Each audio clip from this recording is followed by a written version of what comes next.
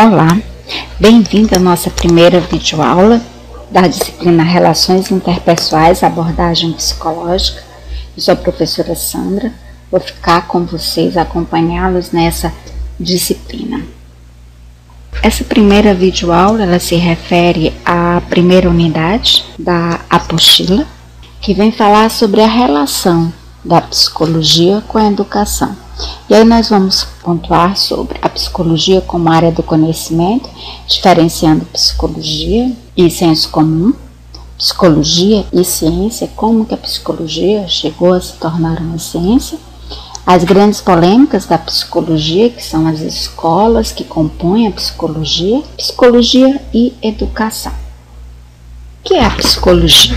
Bem, a palavra psicologia ela tem origem grega. Ela é formada de duas palavras gregas, psico e logia. Psico significa psique, mente, alma. Logia, estudo, palavra, razão. Então, nós podemos dizer que psicologia é o estudo da mente, da alma. Um conceito mais formal de psicologia é uma ciência que estuda a mente e o comportamento do ser humano e de animais através de suas relações com o meio físico e social. A psicologia, para ela ser ciência, não só a psicologia, mas qualquer conhecimento, para ele ser pontuado como um conhecimento científico, ele precisa ter um objeto específico, uma linguagem rigorosa, métodos e técnicas específicos, conhecimentos e objetividade. E é nesse ponto que a gente diferencia psicologia de senso comum. Senso comum, o que seria? São frases, termos que usamos que se referem à psicologia, mas que na realidade essas frases, esses termos não detêm um conhecimento científico. Por exemplo, você pode escutar ou já ter escutado alguém, ou você mesmo já ter dito que você usou de psicologia para conseguir um aumento com seu chefe. Será que essa psicologia é a psicologia, o conhecimento científico? Não, isso aí ele foi usado a palavra psicologia no senso comum. Na realidade, o que você ou esse amigo, essa pessoa quis dizer é que ele usou de um bom conhecimento, ele é uma pessoa que sabe conversar e convencer o seu chefe e mostrar a ele que ele merece aquele aumento. Então, aquilo não foi um conhecimento científico, mas ali é um senso comum. Entenderam? Então essa é a diferença de senso comum e psicologia. Mas aí quando a psicologia ela começou a ser uma ciência, quando ela surgiu como ciência? Bem, a psicologia ela sempre esteve ligada à filosofia, ela sempre existiu, mas não como nome, não como uma área de conhecimento. Ela estava embutida dentro da filosofia e dessa forma, ela foi influenciada por todos os processos de mudança da sociedade. Então, a psicologia ela vem sendo construída ao longo da história da humanidade. E a gente vê a psicologia desde o tempo antigo. A gente vê a psicologia dentro da filosofia a partir do pensamento mítico, onde todos os fenômenos eram vontade de Deus, era uma questão mítica. Depois com o pensamento racional a partir dos gregos, com Pitágoras, depois os pré-socráticos, o próprio Sócrates, Platão que dividiu o homem em corpo e alma, e aí você já começa a perceber que existe um pouco dentro dessa filosofia, um pouco da psicologia, já que a psicologia é o estudo da mente, é o estudo da alma, mas também é o estudo do comportamento do homem. Então, aí já Platão já vem surgindo com essa corpo e alma. Aristóteles já coloca a alma como a essência de cada indivíduo. Santo Agostinho já pontua que a alma está acima da razão, da moral e ciência.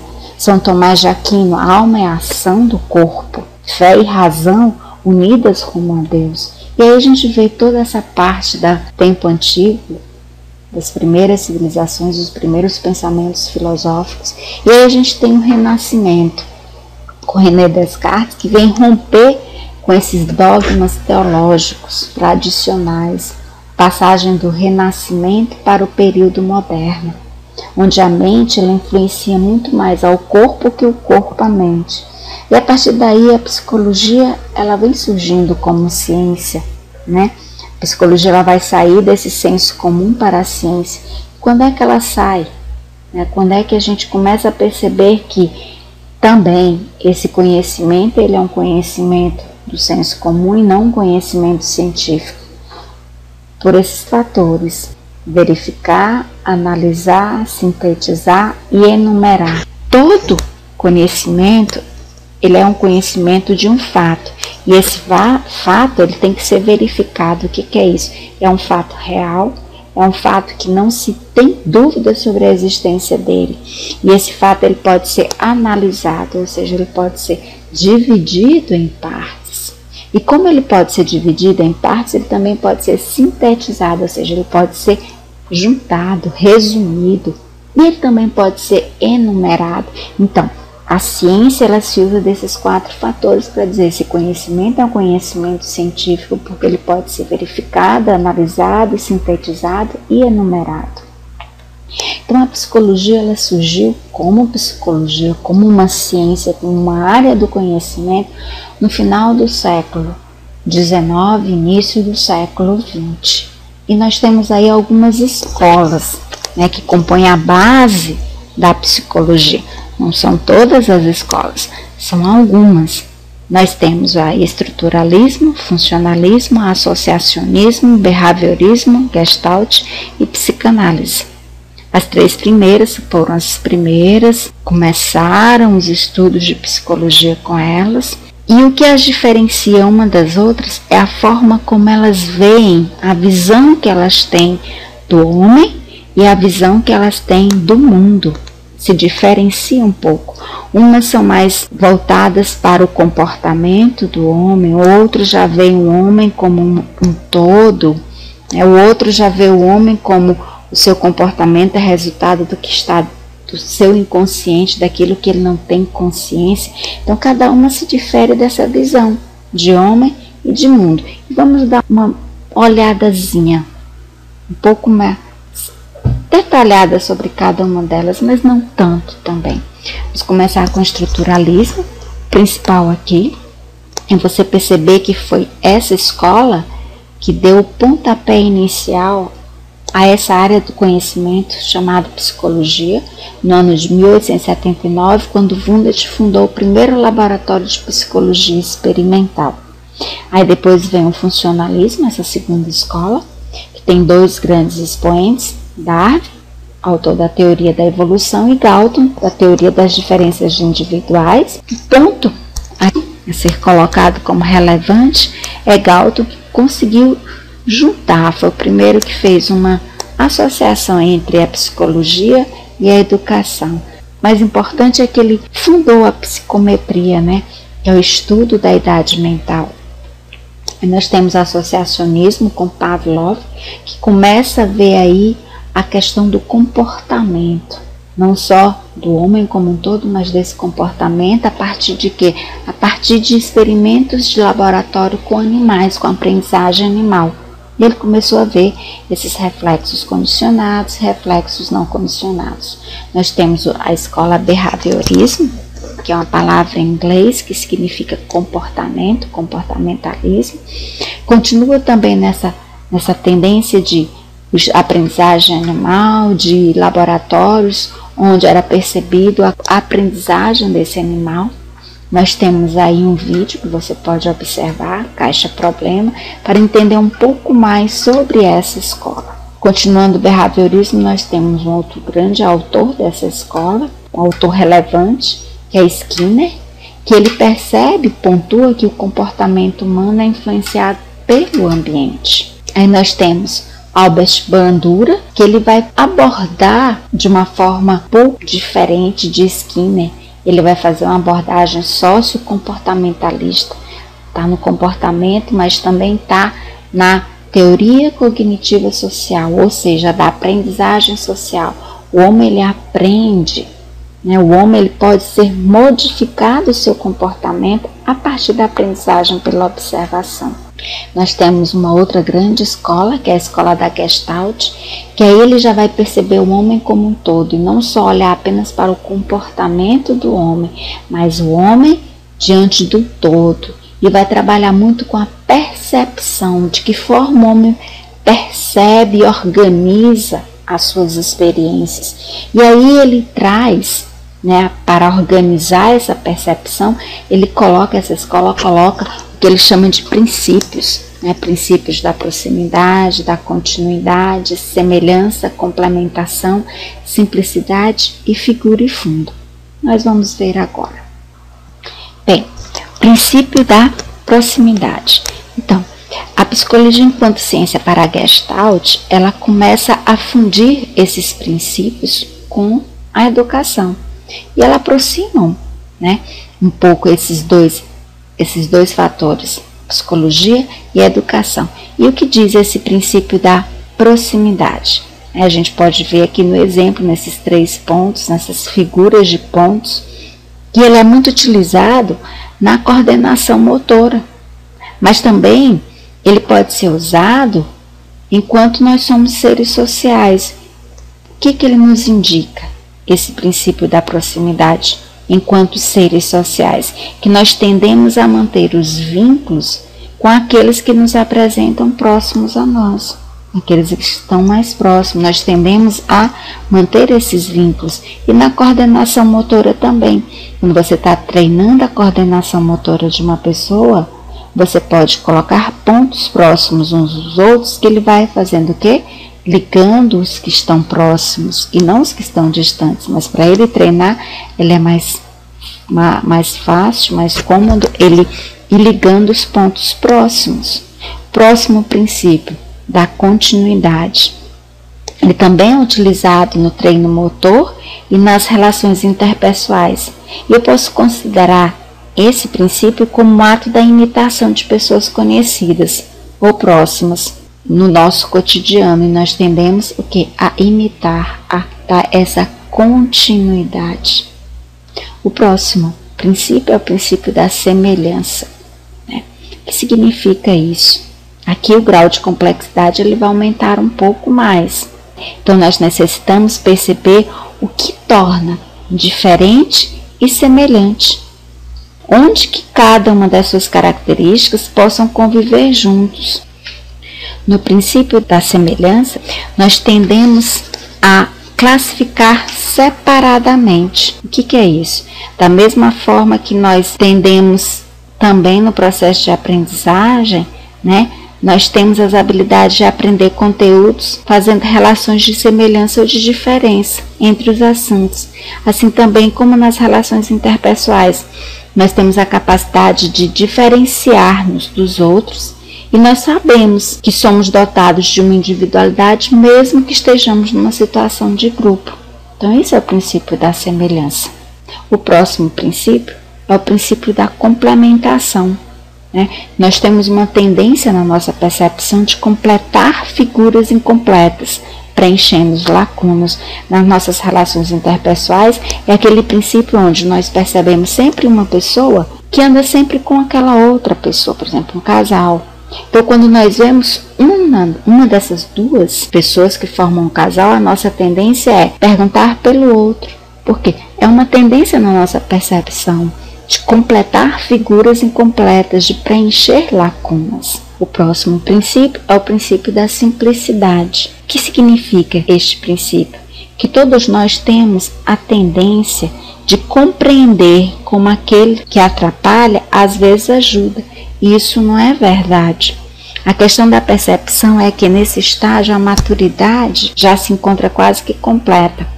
E, portanto, mesmo que alguém queira complicar a situação, ela se torna mesmo clara com esse obstáculo. Esse obstáculo ele não é capaz de perturbar a sua compreensão, como na figura que você está vendo. Você tem muitos estímulos, mas você é capaz de perceber mesmo uma figura em cima da outra, que ali é um quadrado. Você é capaz de perceber a figura. Esse é um princípio. E por último nós temos o princípio figura e fundo, que é não menos importante que os outros. Ele faz nos perceber que a nossa percepção ela é dinâmica, ao ponto de ser possível percebermos os dois lados de uma mesma moeda. Esse é um exemplo. Eu posso perceber que uma moeda ela tem dois lados. Por quê? pelo princípio da figura e fundo. É a nossa capacidade de perceber as situações de duas formas, mas sem alterar aquele fato. E a partir de agora, eu quero propor a vocês um exercício de percepção. Um exercício onde você vai trabalhar a sua percepção. O que você vê? Aqui não é importante que você erre, que você acerte. Apenas que você exercite a sua percepção. Eu vou mostrar a figura a vocês e vocês vão olhar e depois vocês vão me dizer o que vocês veem. E aí vocês vão concluir se o que vocês viram é a mesma coisa que eu vi. Bem, essa é a primeira figura. Observem. Se você quiser ou se aproximar ou se afastar da tela para melhor visualizá-la, sinta-se à vontade. O que você vê? Aí nessa figura nós temos duas faces, duas pessoas com as faces, uma de frente à outra, o rosto, um de frente ao outro, e eu tenho também a figura de um vaso. Perceberam? Segunda figura. Aproxime-se, afaste-se. O que você percebe?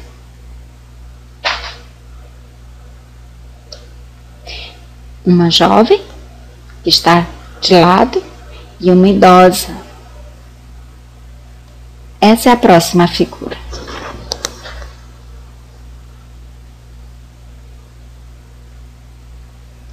Nós temos a figura de um cavalo e um cavaleiro sobre este cavalo.